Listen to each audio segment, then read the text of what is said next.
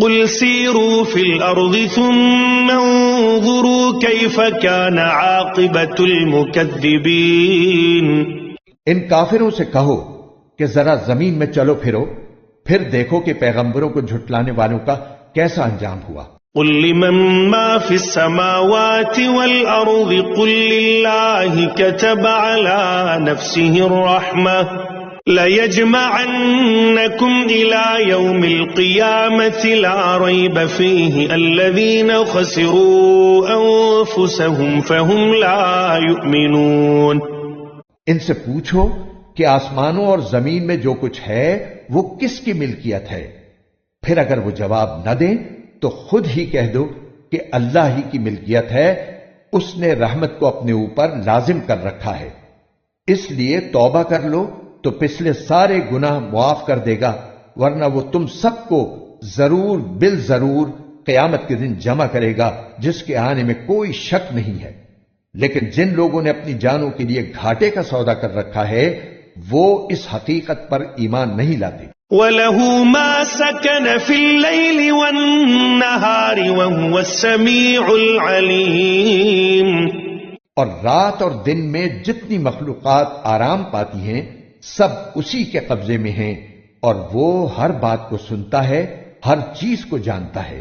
قُلْ أَغَيْرَ اللَّهِ أَتَّخِذُ وَلِيًّا فَاطِرِ السَّمَاوَاتِ وَالْأَرْضِ وَهُوَ يُطْعِمُ وَلَا يُطْعَمُ قُلْ إِنِّي أُمِرْتُ أَنْ أَكُونَ أَوَّلَ مَنْ أَسْلَمَ وَلَا تَكُونَنَّ مِنَ الْمُشْرِكِينَ۔ کہہ دو کہ کیا میں اللہ کے سوا کسی اور کو رکھوالا بناؤں، اس اللہ کو چھوڑ کر جو آسمانوں اور زمین کا پیدا کرنے والا ہے اور جو سب کو کھلاتا ہے، کسی سے کھاتا نہیں۔ کہہ دو کہ مجھے یہ حکم دیا گیا ہے کہ فرما برداری میں سب لوگوں سے پہل کرنے والا میں بنوں، اور تم مشرکوں میں ہرگز شامل نہ ہونا۔ قل انی اخاف ان عصیت ربی عذاب یوم عظیم۔ کہہ دو کہ اگر میں اپنے پروردگار کی نافرمانی کروں تو مجھے ایک زبردست دن کے عذاب کا خوف ہے۔ من يصرف عنه يومئذ فقد رحمه وذلك الفوز المبين۔ جس کسی شخص سے اس دن وہ عذاب ہٹا دیا گیا اس پر اللہ نے بڑا رحم کیا، اور یہی واضح کامیابی ہے۔ وَإِن يَمْسَسْكَ اللَّهُ بِضُرٍّ فَلَا كَاشِفَ لَهُ إِلَّا هُوَ وَإِن يَمْسَسْكَ بِخَيْرٍ فَهُوَ عَلَى كُلِّ شَيْءٍ قَدِيرٌ۔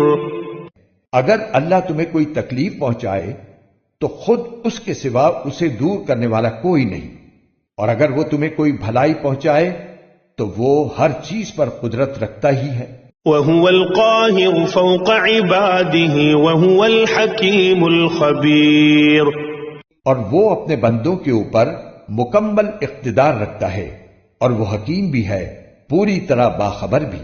قُلْ أَيُّ شَيْءٍ أَكْبَرُ شَهَادَةً قُلِ اللَّهُ شَهِيدٌ بَيْنِي وَبَيْنَكُمْ وَأُوحِيَ إِلَيَّ هَذَا الْقُرْآنُ لِأُنذِرَكُم بِهِ وَمَن بَلَغَ أَإِنَّكُمْ لَتَشْهَدُونَ أَنَّ مَعَ اللَّهِ آلِهَةً أُخْرَى قُل لَّا أَشْهَدُ قُلْ إِنَّمَا هُوَ إِلَٰهٌ وَاحِدٌ وَإِنَّنِي بَرِيءٌ مِّمَّا تُشْرِكُونَ۔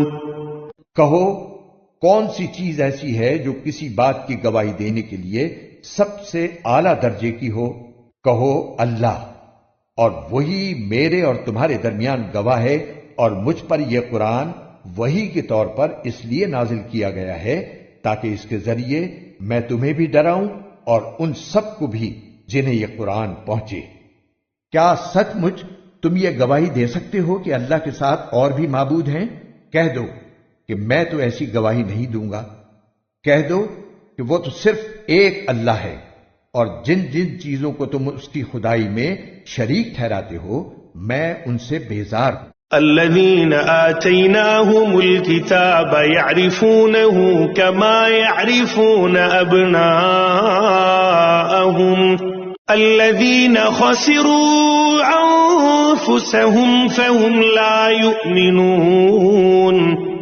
جن لوگوں کو ہم نے کتاب دی ہے وہ ان کو یعنی خاتم النبیین صلی اللہ علیہ وآلہ وسلم کو اس طرح پہچانتے ہیں جیسے وہ اپنے بیٹوں کو پہچانتے ہیں. پھر بھی جن لوگوں نے اپنی جانوں کے لیے گھاٹے کا سودا کر رکھا ہے وہ ایمان نہیں لاتے.